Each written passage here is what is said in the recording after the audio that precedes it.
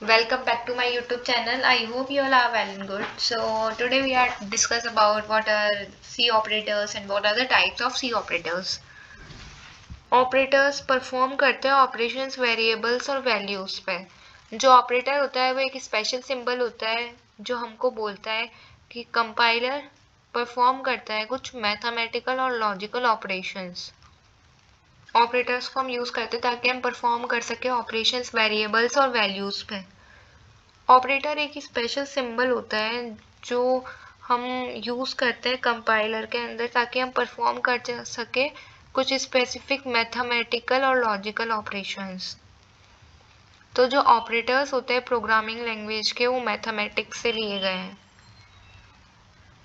सी language ने divide किया है ऑपरेटर्स को कुछ फॉलोइंग ग्रुप्स के अंदर, जैसे कि assignment operator, arithmetic operator, increment and decrement operator, relational operator, logical operator and bitwise operator. तो ये सारे ऑपरेटर्स को सी लैंग्वेज ने डिवाइड किया है। असाइनमेंट ऑपरेटर को हम यूज करते हैं ताकि हम असाइन कर सकें न्यू वैल्यूज के अंदर कोई भी वेरिएबल की या फिर कोई प्रॉपर्टी, इवेंट या इंडेक्सर एलिमेंट की। तो जो ये टेबल है असाइनमेंट ऑपरेटर की, ये सी लैंग्वेज के ऑपरेटर्स की है। तो हम टेबल देखते हैं।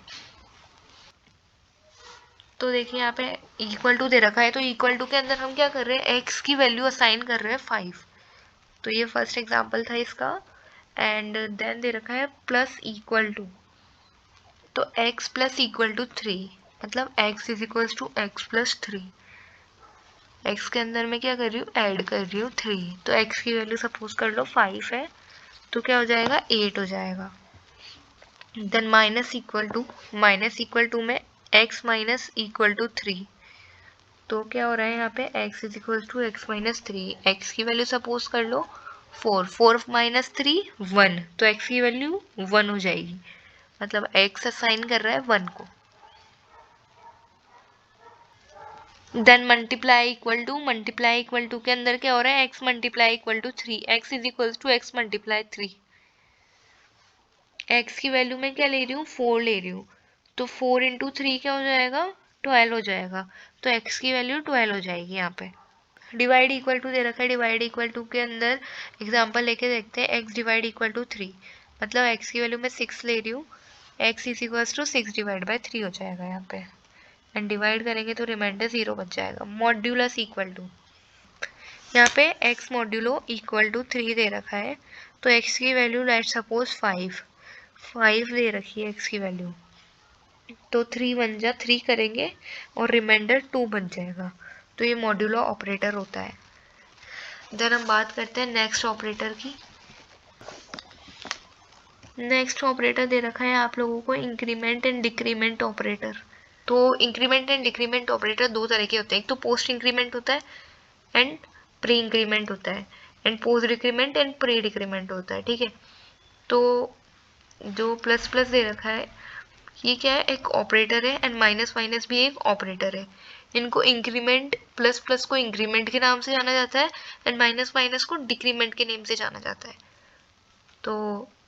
तो मैं इसका एग्जांपल लेके बताती हूँ। एक बार तो मैं प्रीफिक्स का बताऊंगी एंड पोस्ट फिक्स का बताऊंगी, मतलब post increment and pre increment दोनों का एग्जांपल लेके बताऊंगी, and pre decrement and post decrement इनका भी एग्जांपल लेके हम एक्सप्लेन करेंगे इसको। तो देखिए इसके अंदर क्या होता है, प्री इंक्रीमेंट के अंदर जो वैल्यू होती है वो पहले इंक्रीमेंट हो रही है, देन असाइन हो रही है यहाँ पे वैल्यू। और पोस्ट फिक्स के अंदर क्या होता है, जो वैल्यू होती है वो इंक्रीमेंट से पहले क्या हो जाती है, असाइन हो जाती है, एंड देन उसके बाद में इंक्रीमेंट होता है। प्रीफिक्स डिक्रीमेंट का मतलब पहले वैल्यू क्या हो जाएगा, डिक्रीमेंट हो जाएगा, उसके बाद में डिक्रीमेंट के बाद में वैल्यू असाइन होगी। पोस्ट फिक्स में पहले वैल्यू असाइन हो जाती है, देन उसके बाद में डिक्रीमेंट हो रहा है यहाँ पे। तो जैसे कि मैं एग्जांपल लेके बताती हूँ एक बार आपको, पोस्ट फिक्स का भी एंड प्रीफिक्स का भी, इंक्रीमेंट एंड डिक्रीमेंट दोनों का। तो जैसे मेरे पास 5 दे रखा है, तो 5 का मैं प्रीफिक्स कर रही हूँ, तो क्या आ जाएगा, पहले वैल्यू में इंक्रीमेंट हो रहा है तो 6 हो जाएगी वैल्यू, एंड देन उसके बाद में वैल्यू असाइन कर दूंगी मैं। अगर मैं इसको ऐसे ही पोस्ट फिक्स से करती इंक्रीमेंट, तो पहले वैल्यू क्या असाइन कर लेगा ये 5, उसके बाद में क्या होगा, इंक्रीमेंट होगा। तो पहले ये तो वैल्यू को दे रहा है हमें, 5 डायरेक्टली असाइन कर रहा है, तो इंक्रीमेंट का तो शो ही नहीं करेगा ये। उसके बाद में प्रीफिक्स डिक्रीमेंट में क्या होता है, 5 दे रखा है तो इसका डिक्रीमेंट हो जाएगा 4 बच जाएगा, क्योंकि पहले डिक्रीमेंट हुआ वैल्यू का, देन वैल्यू असाइन करा। एंड पोस्ट फिक्स के अंदर, पोस्ट फिक्स डिक्रीमेंट के अंदर क्या होगा, जो हमारे पास 5 दे रखा है तो ये 5 को असाइन कर लेगा और उसके बाद में वैल्यू का डिक्रीमेंट होगा। तो ये इंक्रीमेंट एंड डिक्रीमेंट ऑपरेटर्स हैं, एरिथमेटिक ऑपरेटर्स। एरिथमेटिक ऑपरेटर वो ऑपरेटर होता है जो जिसको हम यूज़ करते हैं ताकि हम परफॉर्म कर सके मैथमेटिकल ऑपरेशन। ऑपरेटर एक स्पेशल सिंबल होता है जो कंपाइलर के अंदर यूज़ करते हैं हम ताकि हम परफॉर्म कर सके कुछ मैथमेटिकल और लॉजिकल ऑपरेशंस। जैसे फर्स्ट दे रखा है एडिशन ऑपरेटर। तो एडिशन ऑपरेटर के अंदर हम क्या करते हैं, कोई सी भी दो वैल्यू का सम करते हैं। जैसे 5 + 4 हो जाएगा तो 9 आ जाएगा। सब्सट्रैक्शन के अंदर कोई सी भी दो वैल्यू का सब्ट्रैक्शन करते हैं हम। जैसे 5 - 3 कर देंगे तो 2 आ जाएगा। मल्टीप्लिकेशन के अंदर हम दो वैल्यूज का मल्टीप्लिकेशन कर देते हैं। जैसे ए की वैल्यू मैंने 3 ले ली एंड बी की वैल्यू 2 ले ली, तो 3 × 2 = 6 हो जाएगा। डिवीजन ऑपरेटर के अंदर हम क्या करते हैं, 4 / 2, तो 2 × 2 = 4 हो जाएगा, तो ये डिवीजन ऑपरेटर होता है। मॉड्यूलो ऑपरेटर, मॉड्यूलो ऑपरेटर के अंदर मैं 7 मॉड्यूलो 6 करूँगी तो 6 × 1 = 6 आ जाएगा और रिमाइंडर क्या बच जाएगा, 1 बच जाएगा। तो ये मॉड्यूलो ऑपरेटर होता है।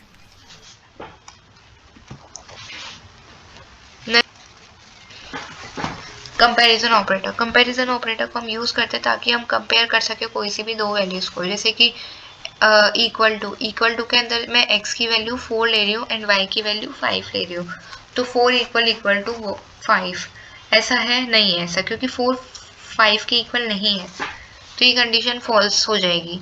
अगर मैं लेती 4 = 4 तो ये कंडीशन ट्रू हो जाती। तो ये इक्वल टू ऑपरेटर होता है, ये कंपैरिजन ऑपरेटर होता है, ये दो वैल्यूज का कंपैरिजन कर रहा है यहाँ पे। जैसे 5 और 4 का कंपैरिजन कर रहा है यहाँ पे। नॉट इक्वल टू की बात करते हैं हम। तो a not equal to b, a की वैल्यू मैं ले लेती हूँ 8 एंड b की वैल्यू ले लेती हूँ 9। तो 8 नॉट इक्वल टू 9, 8 9 के इक्वल नहीं है, तो जो कंडीशन है यहाँ पे क्या हो जाएगी, ट्रू हो जाएगी। अगर मैं ले लेती 8 नॉट इक्वल टू 8 तो कंडीशन क्या हो जाती, फॉल्स हो जाती। यहाँ पे भी हम कंपेयर कर रहे हैं दो वैल्यूज का।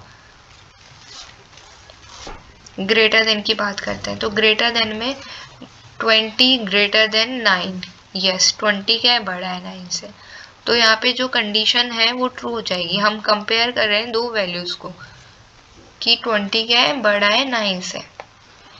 अब बात करते हैं इसमें ही दूसरा केस ले लेते हैं कि 9 बिगर देन 20, 9 बड़ा है 20 से, नहीं 9 क्या है, छोटा है 20 से, तो ये कंडीशन फॉल्स हो जाएगी एंड ये फॉल्स प्रिंट कर देगा।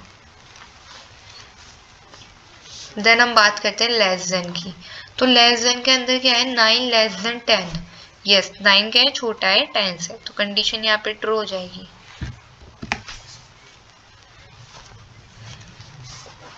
और अगर मैं बोलती कि 10 < 20 तो यहाँ पे कंडीशन ट्रू हो जाएगी।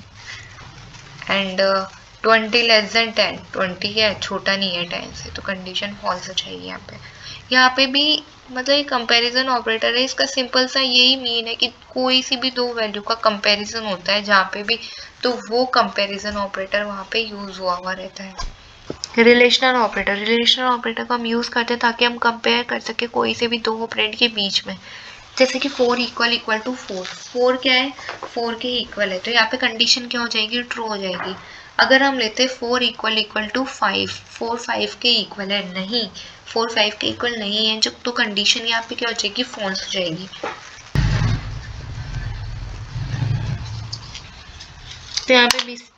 तो यहाँ पे बेसिकली हम लोग देख सकते हैं कि हम कंपैरिजन कर रहे हैं दो वैल्यूज का।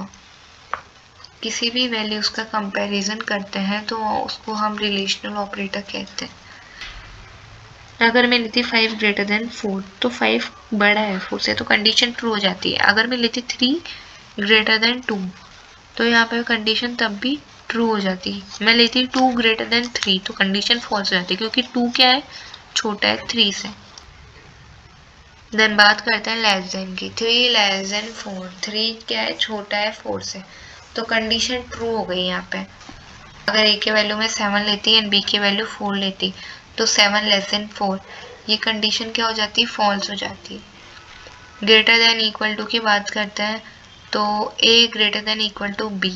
ए की वैल्यू क्या ले रही हूँ मैं, 18, 18 greater than equal to B की वैल्यू मैं ले रही हूँ 9, 18 क्या है, बड़ा है 9 से, तो कंडीशन ट्रू हो जाती। अगर मैं ए की वैल्यू 9 लेती, बी की 18 लेती तो 9 greater than equal to 18, false, क्योंकि 18 बड़ा है 9 से। देन बात करते हैं less than equal to. 18 less than equal to 9, 18 क्या है, बड़ा है 9 से, लेकिन यहाँ पे कंडीशन क्या बोल रही है, 18 क्या है, छोटा है 9 से, तो कंडीशन फॉल्स प्रिंट हो जाएगी। अगर ऐसा होता 9 लेस देन इक्वल टू 18, 9 क्या है, छोटा है 18 से, तो कंडीशन ट्रू हो जाती। तो ये रिलेशनल ऑपरेटर से यहाँ पे बस कंपैरिजन हो रहा है दो ऑपरेंड्स के बीच में।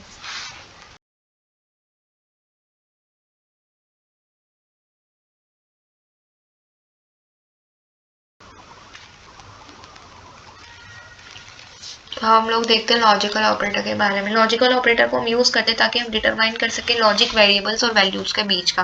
करते हैं लॉजिकल एंड की। अगर दोनों कंडीशन ट्रू होती है तो रिटर्न करता है ये ट्रू, और दोनों में से एक भी कंडीशन फॉल्स होती है तो ये फॉल्स रिटर्न करता है। तो ये जरूरी है कि दोनों कंडीशन ट्रू ही होनी चाहिए। जैसे कि x less than 5 and x less than 10। अगर x की वैल्यू 15 है, 15 लेस देन 5 है, तो जो कंडीशन है वो क्या हो जाएगी, यहाँ पे फॉल्स हो जाएगी इससे। और दूसरे में भी हमने 15 ही लिया है, x की जगह हम 15 रख रहे हैं। 15 लेस देन 5, 15 क्या है, छोटा है 5 से, नहीं 15 क्या है, बड़ा है 5 से। 15 लेस देन 5, 15 क्या है, बड़ा है 5 से, लेकिन ये कंडीशन क्या बोल रही है, 15 क्या है, छोटा है 5 से, तो कंडीशन क्या हो जाएगी, फॉल्स हो जाएगी। ना तो 15 छोटा है 5 से और ना ही 10 से छोटा है, 15 10 5 से दोनों से बड़ा है, तो कंडीशन फॉल्स हो जाएगी। अगर मैं लेती यहाँ पे 4 लेस देन 5, 4 क्या है, छोटा है 5 से और 4 छोटा है 10 से, तो कंडीशन क्या हो जाती है, यहाँ पे ट्रू हो जाती। अब लॉजिकल और की बात करते हैं। अगर दोनों में से कोई सी एक भी कंडीशन ट्रू होती है तो ट्रू प्रिंट कर देता है ये। जैसे कि 6 लेस देन 5 और 6 लेस देन 4, कंडीशन दोनों ही फॉल्स है तो फॉल्स प्रिंट कर देगा। 2 लेस देन 5, 2 लेस देन 4, तो कंडीशन यहाँ ट्रू हो जाती। लॉजिकल नॉट की बात करते हैं। जो भी हमारे पास रिजल्ट आता है उसको ये रिवर्स में प्रिंट करता है, मतलब हमारे पास ट्रू आया तो ये फॉल्स प्रिंट कर देगा और फॉल्स आया तो ट्रू प्रिंट कर देगा। जैसे कि x लेस देन 5, x की वैल्यू मैं ले लेती हूँ 10, 10 लेस देन 5, 10 क्या है, छोटा है क्या 5 से, नहीं, तो कंडीशन क्या हो जाएगी, फॉल्स हो जाएगी। और जो फॉल्स कंडीशन है तो ये इसके अंदर क्या होता है, लॉजिकल नॉट में ट्रू प्रिंट कर देगा फॉल्स कंडीशन का, तो ये ट्रू हो जाएगी कंडीशन। अगर मैं लेती 4 लेस देन 5, 4 क्या है, छोटा है 5 से और 4 छोटा है 10 से, तो कंडीशन ट्रू हो जाती, लेकिन यहाँ पे नॉट दे रखा है इसलिए कंडीशन क्या हो जाएगी, फॉल्स हो जाएगी। तो ये लॉजिकल ऑपरेटर था। बिटवाइज ऑपरेटर, बिटवाइज ऑपरेटर को हम यूज करते हैं ताकि हम मैनिपुलेट कर सके डेटा को बिट लेवल पे, और इसको हम बिट लेवल प्रोग्रामिंग भी बोलते हैं। इसको हम यूज करते हैं न्यूमेरिकल कंप्यूटेशन में ताकि कैलकुलेशन की प्रोसेस फास्टर हो जाए। सो बिटवाइज एंड ऑपरेटर क्या होता है, ये most commonly use logical bitwise operator है। इसको हम रिप्रेजेंट करते हैं एम्परसेंड के साइन से। टू इंटीजर एक्सप्रेशन रिटर्न होता है ईच साइड पे ऑपरेटर की। इसके अंदर ये रहता है कि दो कंडीशन दे रखी होती है एंड ऑपरेटर के में, दो कंडीशन दे रखी रहती है, एक तो बिटवाइज एंड ऑपरेटर के पहले और एक एंड ऑपरेटर के बाद में। अगर दोनों कंडीशन ट्रू होती है तो ये प्रिंट कर देता है ट्रू, और अगर दोनों कंडीशन फॉल्स होती है तो ये रिटर्न कर देता है फॉल्स। और अगर दोनों में से एक भी कंडीशन ट्रू होती है तब भी ये क्या करता है, रिटर्न करेगा फॉल्स। ये ओनली एक ही केस में ट्रू रिटर्न करता है जब दोनों कंडीशन ट्रू हो। बिटवाइज और ऑपरेटर को हम रिप्रेजेंट करते हैं सिंगल वर्टिकल बार साइन से। इस और ऑपरेटर के दोनों साइड में एक्सप्रेशन लिखा हुआ रहता है, अगर दोनों में से एक भी एक्सप्रेशन ट्रू होता है तो ट्रू प्रिंट कर देता है। ये बिटवाइज और ऑपरेटर है। बिटवाइज एक्सक्लूसिव और ऑपरेटर, इसको हम रिप्रेजेंट करते हैं एक्सक्लूसिव और के सिंबल से। इसके अंदर दो एक्सप्रेशन रिटर्न होते हैं, ऑपरेटर के पहले होता है एक एक्सप्रेशन होता है ऑपरेटर के बाद में। अगर 1 1 दे रखा है बाइनरी नंबर तो 1 प्रिंट हो जाता है, एंड अगर 0 1 दे रखा है और 0 0 दे रखा है तो 0 ही प्रिंट होगा। इसके अंदर एक सिंपल सी चीज़ है, अगर 1 1 दे रखा है तो ही 1 प्रिंट होगा, नहीं तो 0 प्रिंट होगा। तो ये एक्सक्लूसिव और ऑपरेटर है। यूनरी ऑपरेटर की लेफ्ट शिफ्ट राइट शिफ्ट की बात करते हैं, तो बिटवाइज शिफ्ट ऑपरेटर को हम यूज़ करते हैं ताकि हम शिफ्ट कर सके बिट को, पैटर्न को, या तो राइट में शिफ्ट कर सके या फिर लेफ्ट में शिफ्ट कर सके। और ये ऑपरेटर सी लैंग्वेज प्रोवाइड करती है हमको। Left shift operator x left shift 2, x की वैल्यू हमने ली थी 1111। अब इसमें हम क्या कर रहे हैं, लेफ्ट शिफ्ट कर रहे हैं। तो लेफ्ट शिफ्ट में क्या होती है, दो वैल्यूज़ होती है, वो लेफ्ट साइड के अंदर शिफ्ट हो जाती है और उनकी जगह पे 0 आ जाएगा। अब दो वैल्यूज़ को क्यों शिफ्ट कर रहे हैं हम, क्योंकि हमने x लेफ्ट शिफ्ट 2 लिया है, इसलिए हम दो वैल्यूज़ को शिफ्ट कर रहे हैं। अगर हम 3 लेते तो 3 वैल्यूज़ को शिफ्ट करते और उनके प्लेस पे 0 रख देते हैं, तो ये लेफ्ट शिफ्ट होता है। राइट शिफ्ट देखते हैं, राइट शिफ्ट के अंदर क्या करते हैं हम, x राइट शिफ्ट 2, मेरे को 2 का राइट शिफ्ट करना है, तो x क्या था 1111।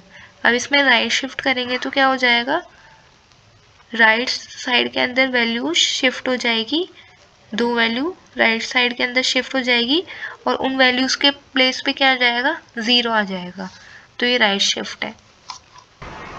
So thank you for watching my YouTube video. For more video updates, subscribe my channel, and if you faced any doubt, so you can write freely in the comment section.